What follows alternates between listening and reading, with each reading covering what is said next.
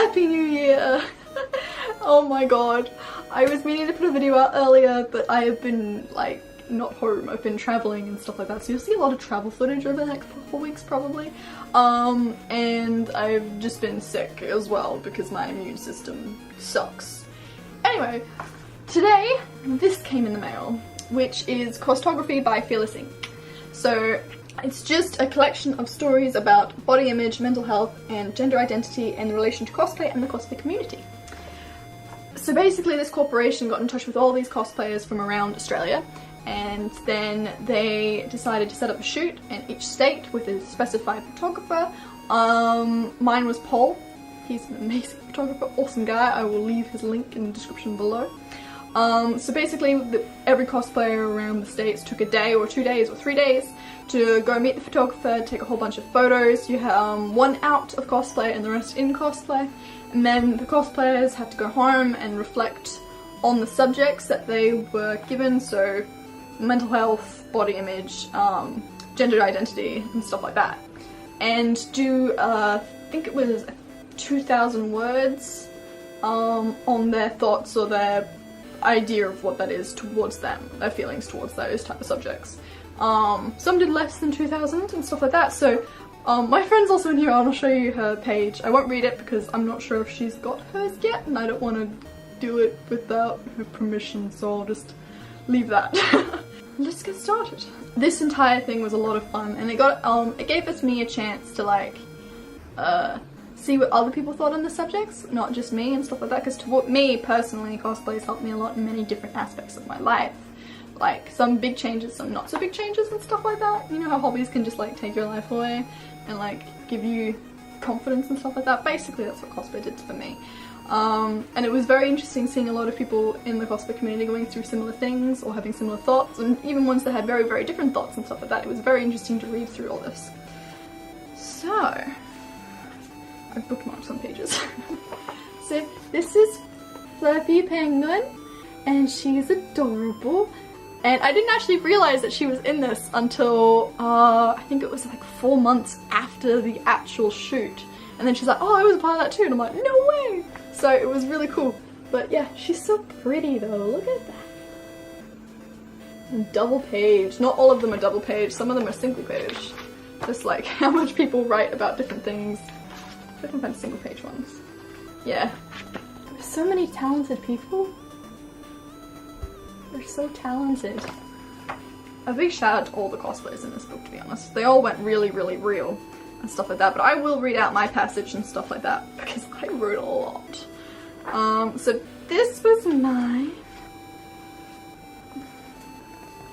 And the photos are done by PhD Photography. Paul is his name. But he was so friendly and so cool. He made me so comfortable, and those shoes were, ow, they were so bad to walk in, and like he helped me like climb up onto rocks and stuff for some shoes. It was so good. So it's just so cringy. Look at my face, Jesus. So cringy. I can't look at pictures of myself out of cosplay. It just makes me cringe. It's weird, isn't it? Like you can look at yourself out of like in cosplay, but not like out of cosplay. I just don't like how I look out of cosplay. all that much. So I don't even remember writing because we all like had little quote things and stuff like we wrote. I would love to be able to keep my cool under pressure. What? Don't ask me why I said that. I don't know. Half the stuff I don't. It was like this was in April that I did this, so yikes. And I did like my essay and letter like a day after the shoot. It was like very fresh in my head after the shoot and everything like that. So basically they gave us like a whole bunch of questions that we had to answer, and then there was like a whole section where we just write whatever we want. So yeah, but I kind of like incorporated the questions into a massive essay. Jesus. So I have many favourite cosplays, but the one I wore to Fearless Ink shoot was probably my favourite. Yeah, I would say Kagura is probably one of my favourites just because I've worn her a lot and experienced a lot of many different things with her. Like, I experienced pain because of high heels, and then I won a cosplay competition with her, and then I had a photo shoot with one of my favourite photographers in her as well. Shout out to Sean. It means a lot because I spent time on it, yeah. I ordered it from online on eBay. When it came, it was 2 sizes too big. Yes, it was. I remember being in panic because I wanted to wear it to a Cancer Council fundraiser that was coming up, so I stayed up all night watching Supernatural. I did. And I restitched the entire dress by hand. Yeah, I remember that. To my measurements. I then made all character attachments and even got her high heel boots, which was huge for me because I cannot walk in heels. Still can't. Now the reason I say this is because when I attended the Cancer Council Foundation fundraiser, why do I keep wanting to say foundation? There was a cosplay competition. I was told to enter by my friends to fill up numbers for the competition. To my immense surprise, I won. I was so shocked. I seriously was. There were so many amazing and stunning outfits on. Don't know what I put on, but okay. I can't English. I was so shocked that I thought I misheard the judges say my name, so I stayed on the sidelines. It wasn't until my friend said, "Get up on stage, you won," that it sunk in. So as a costume, this character means a lot to me. As a character, Kagura means a lot to me. She has all the traits of a person that I personally would love to have. True. I would love to be able to move more forward with my thoughts, keep my cool under pressure, and be 100% honest, even if I know it isn't going to be taken well. Not care about how others view me. She's a female who destroys gender roles, and most of all, be a badass woman who gets respect for who she is. What woman wouldn't want to be someone like that? I feel empowered when I cosplay her, and I can speak my mind. True. All true statements. You'll find I mostly cosplay characters with very strong opinions or a strong character archetype, because I usually cosplay characters that I find that I respect in some way, or I find that I like a certain aspect of their personality. And I want to have that, so I want to experience that. At first I cosplayed because it was something my family always did at parties and events. Such as Halloween. It was a normal part of growing up for me. It wasn't known as cosplay, it was known as dressing up. Only fairly recently did I start to cosplay for something more. So by the time this was out, I have been only cosplaying for a year and a bit. I've now been cosplaying for like 2 years and a bit. I cosplay because it's fun. It's a way for me to express my love for nerdy culture. Cosplay also helps me in a way that I view my body and my mental health. Cosplay is now a way to keep me healthy and happy. It's a hobby that I enjoy very much, and I love surrounding myself with people who love it as much as I do. True statements. Most of my friends are cosplayers, and even my friends that weren't cosplayers are now becoming cosplayers. It's contagious. I used to hate my body and the way I looked. I was constantly bullied for it and harassed. It was especially harsh when I discovered acne was a thing. Still hate my skin. It didn't help that there were other factors that made my life miserable. I just gave up. I thought, but if so many people thought my appearance was ugly, pale, short, disgusting, then they must be right. And then if you get to high school, you discover makeup and that helps. True.